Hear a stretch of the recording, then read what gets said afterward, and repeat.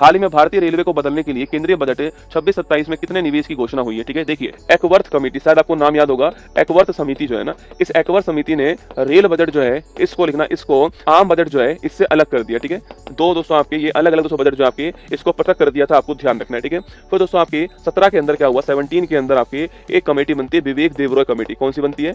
विवेक Debroy committee बनती है, और विवेक देबरॉय कमेटी ने इन दोनों का आपस में विलय कर दिया। ठीक है, जो रेल बजट है इसका विलय किसमें कर दिया है? इसका विलय जो है वो आम बजट में कर दिया, आपको ध्यान रखना है। ठीक है, तो अब रेल बजट जो है आपके उसके आंकड़े जारी हुए हैं। ठीक है, हमने बजट पढ़ा है, आपने हर जगह पढ़ा होगा, पर रेलवे वाला आप अलग से नोट कर लीजिए। रेलवे जो बजट है आपके इसमें आंकड़े जारी हुए आपके, और यहाँ पर हमने टारगेट किया है पूंजीगत व्यय। ठीक है, इसे दोस्तों हम लोग कहते हैं निवेश, क्या बोलते हैं? इसी को निवेश कहते हैं। ठीक है, तो बजट में दोस्तों ये कहा गया है कि रेलवे के अंदर 2.93 लाख करोड़ रुपए का पूंजीगत निवेश किया जाएगा। ठीक है, पूंजीगत व्यय किया जाएगा 2.93 लाख करोड़ रुपए जो है, इतने का पूंजीगत व्यय होने वाला, इतने का कैपिटल इन्वेस्टमेंट होने वाला है। और ये अब तक का रिकॉर्ड दोस्तों ना, अब तक का ये रिकॉर्ड क्या होने वाला? रिकॉर्ड कैपिटल एक्सपेंडिचर दोस्तों होने वाला है। ठीक है, ये अब तक का रिकॉर्ड कैपिटल एक्सपेंडिचर होने वाला है। इस कैपिटल एक्सपेंडिचर को हम लोग कैपेक्स बोलते हैं। क्या बोलते हैं? इसी को हम लोग आपके कैपेक्स कहते हैं, आपको ध्यान रखना है। तो इस पैसे का निवेश कहां पर होगा? तो न्यू रेलवे लाइन। ठीक है, कहां पर होगा? नई रेलवे लाइन जो है यह बिछाई जाएंगी, आपको ध्यान रखना है। ठीक है, अगला कौन पॉइंट दोस्तों आपके इलेक्ट्रिफिकेशन होगा। ठीक है, मतलब कि जो लाइन जितनी बची हुई है आपके उन सभी का इलेक्ट्रिफिकेशन किया जाएगा,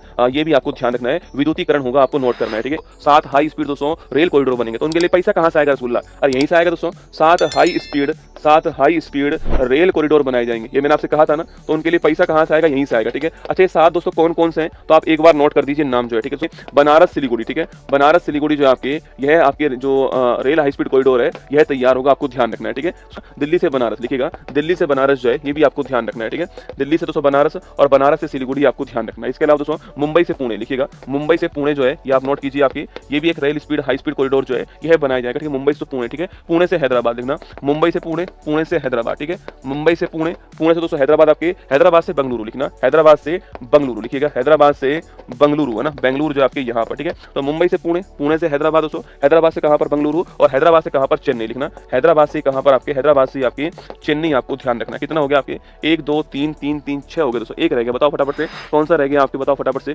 एक दोस्तों रह गया आपके चेन्नई से बेंगलुरु लिखना, आपके चेन्नई से बेंगलुरु रह गया ना, चेन्नई से बेंगलुरु, आपको ध्यान रखना है। तो इसके साथ दोस्तों एक घोषणा और हुई थी आपके रेलवे के लिए दोस्तों, आपके वह थी डेडिकेटेड लिखना, डेडिकेटेड समर्पित फ्रेट कॉरिडोर। क्या है? फ्रेट कॉरिडोर जो है इसकी भी घोषणा हुई थी। ठीक है, तो डेडिकेटेड फ्रेट कॉरिडोर जो है इसकी भी घोषणा हुई थी। मैंने दोस्तों आपसे कहा था, याद करो, पश्चिम बंगाल के अंदर डानकुनी क्षेत्र ना, पश्चिम बंगाल में डानकुनी से लेकर के गुजरात के अंदर, गुजरात में सूरत जो है यहाँ तक। ठीक है, तो गुजरात में सूरत तक, मैंने आपसे कहा था ना, option number D correct answer है, स्टार लगा के नोट कर लीजिए। और हिस्टोरिक कैपेक्स, ठीक है, कैपिटल एक्सपेंडिचर 2.93 लाख करोड़ रुपए जो है, इतना पैसा जो है वो रेलवे को दिया गया।